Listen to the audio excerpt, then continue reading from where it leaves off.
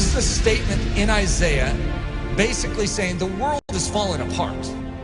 Staring back at Israel, saying judgment is turned away backward and justice stands afar off. For truth is fallen in the street and equity cannot enter.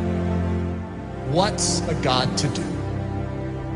And he saw that there was no man, and he wondered that there was no intercessor.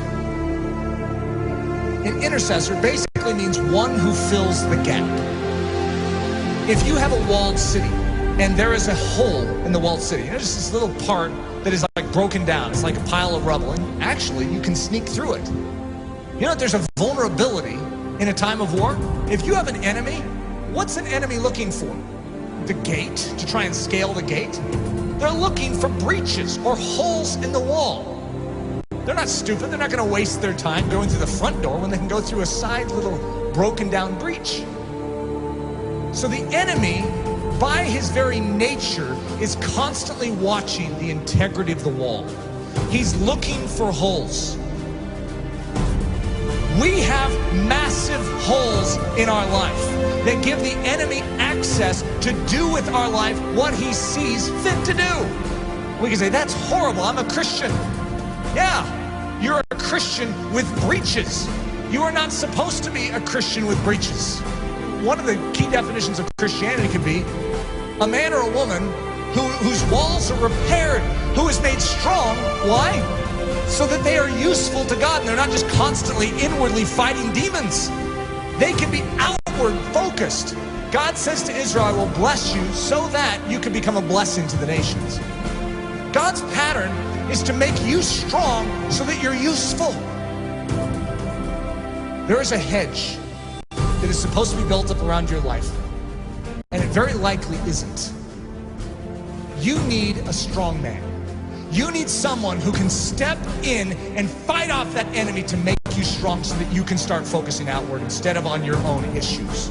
Most of us as Christians, the church is so weak because we have literally less than 1% of our time that is able to focus outward because we are so caught up in our issues and our difficulties.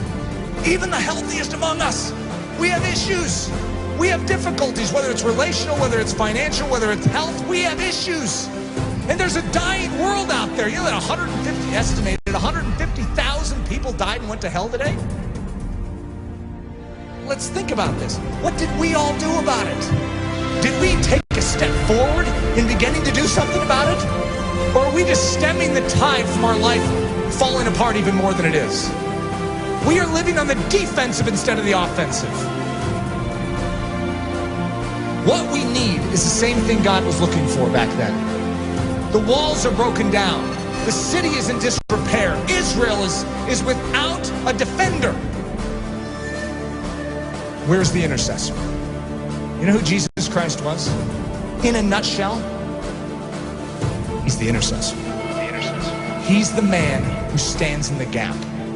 He's the strong man who came and took the full blow upon himself so that we could gather our wits spiritually and awaken and say, I'm in. Thank you for rescuing me.